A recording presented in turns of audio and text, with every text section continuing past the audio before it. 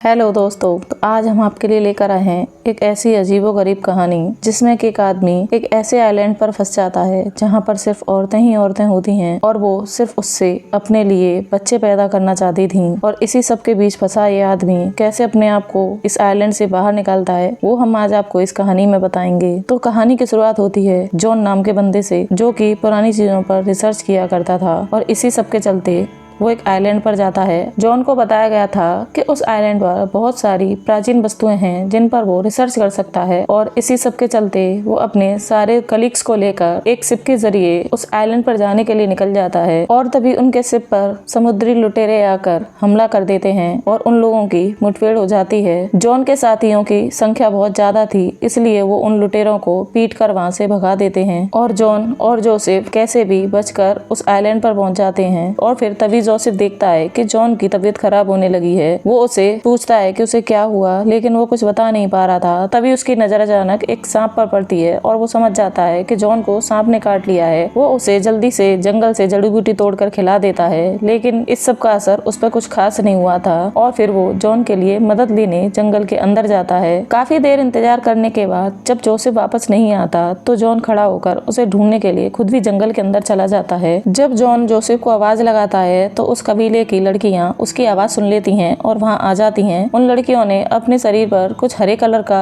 लगाया हुआ था जिससे कि वो सब एक जैसी दिखाई दे रही थी। और फिर जॉन जब थोड़ा आगे बढ़ता है तो वो अपने शरीर की कमजोरी की वजह से दोबारा से वहीं गिर जाता है और वो लड़कियां उसे उठाकर अपने कबीले पर ले जाती हैं, जहाँ की बहुत सारी सिर्फ लड़कियां ही लड़कियां थी। वो सब लड़कियां जॉन को देखकर बहुत खुश हो जाती हैं क्योंकि उन्हें तो एक नया आदमी मिल गया था अपने बच्चे पैदा करने के लिए। और जब जॉन को होश आता है तो वो अपने सामने बहुत ही सुंदर लड़की को बैठे देखता है।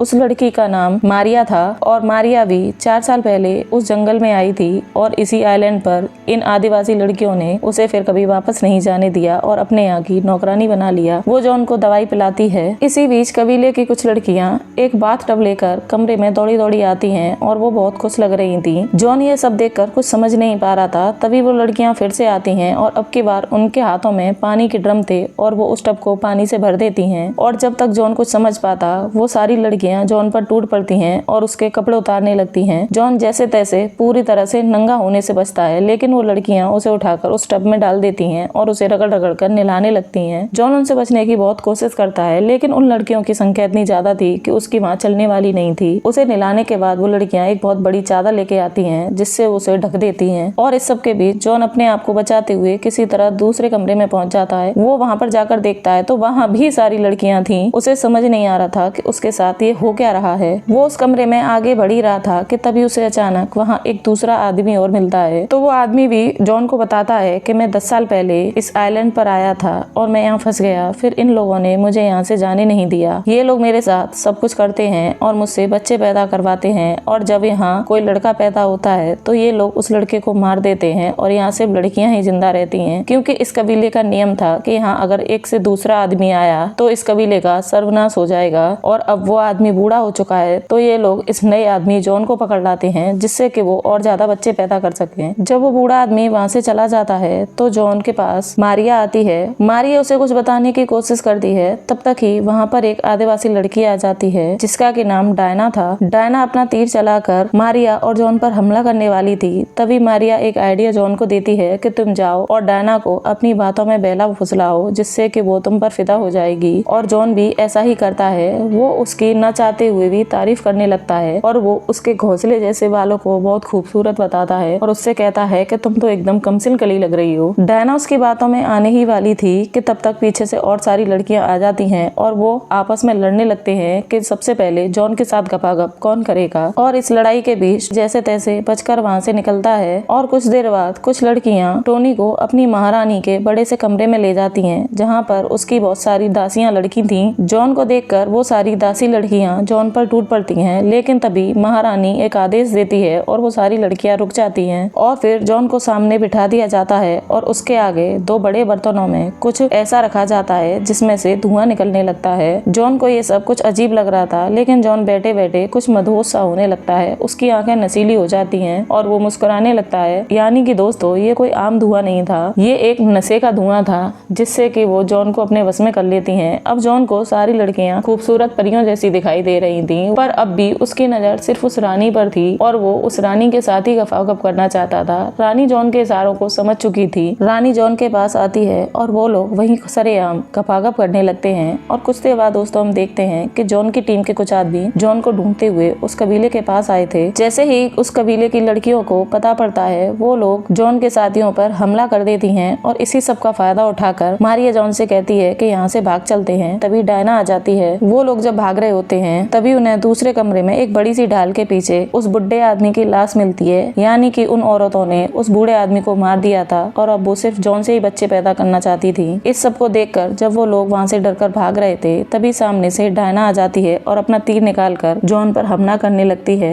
लेकिन जॉन उसे बहलाने की कोशिश करता है और धीरे धीरे बहलाने में उसके पास आगे बढ़ता है, लेकिन डायना तीर चला देती है और वो तो उनकी खुशकिस्मती थी कि वो तीर चूक जाता है और उन दोनों की जान बच जाती है। इसी बीच जॉन उसे पकड़ लेता है और फिर मारिया पीछे से उसे कुछ भारी चीज मारकर बेहोश कर देती है और वो लोग डायना को वहाँ डालकर बाहर भाग जाते हैं। जब उस कबीले की वो बाकी लड़कियां जॉन के साथियों को मारकर कबीले पर वापस आती हैं, तो वो डायना को वहाँ डला देखती हैं और वो समझ जाती हैं कि ये सब जॉन की कारीगरी है और वो जॉन और मारिया का पीछा करने जंगल में भागते हैं। उन आदिवासी लड़कियों को जॉन और मारिया देख लेते हैं और वो जंगल में छुप जाते हैं और उनके जाने का इंतजार करने लगते हैं। जब वो लड़कियां वहाँ से उन्हें ढूंढकर वापस जाती है, फिर वो लोग जब दोबारा आगे बढ़ते हैं तो वहाँ जॉन के साथियों की लाशों का ढेर पड़ा था। ये सब देखकर मारिया घबरा जाती है और वो एक पेड़ की डाली तोड़कर लाती है और जॉन से कहती है कि इस हरे रंग को अपने शरीर पर लगा लो, ये यहाँ जंगल में छुपने में मदद करता है। जो आदिवासी लड़कियां थी उन्होंने भी यही रंग लगाया हुआ था। वो लोग इस रंग को लगाकर पूरी तरह से हरे कलर में बदल जाते हैं और वो लोग आगे भागते हैं और सामने उन्हें एक नदी दिखाई देती है। वो उस नदी में से तैरकर जंगल के दूसरे किनारे पर पहुंच जाते हैं और अब वो कबीले से थोड़ा दूर चले गए थे, लेकिन वो लड़कियां वहाँ भी उसका पीछा करती हैं। और फिर जब वो लोग नदी पार करके जंगल से बाहर भाग रहे होते हैं तो उनकी नजर नदी के बीचों बीच एक टापू पर जाती है। वो लोग जैसे तैसे तैरते हुए उस टापू पर पहुंचते हैं। जैसे ही वो उस टापू पर पहुंचते हैं, वहाँ उन्हें ऊपर एक हेलीकॉप्टर आता हुआ दिखाई देता है। वो लोग खड़े होकर उस हेलीकॉप्टर की तरफ इशारा करने लगते हैं। ये हेलीकॉप्टर कोई और नहीं जोसेफ लेकर आया था। जब जॉन को सांप ने काटा था और वो मदद लेने के लिए गया तो वो जंगल में फंस गया। वो लोग उस हेलीकॉप्टर को नीचे लाते हैं और मारिया और जॉन को रेस्क्यू कर लिया जाता है और जैसे तैसे उनकी जान बच जाती है। और फिर जब वो अपनी सिटी पहुंचते हैं तो वो लोग आपस में शादी कर लेते हैं और अब मारिया और जॉन शादी करके एक ही घर में बड़े खुशी खुशी रहने लगते हैं। और इसी के साथ इस मूवी का एंड हो जाता है। तो दोस्तों, आपको ये मूवी अच्छी लगी हो तो प्लीज एक लाइक और सब्सक्राइब करना ना भूलें। Thank you guys.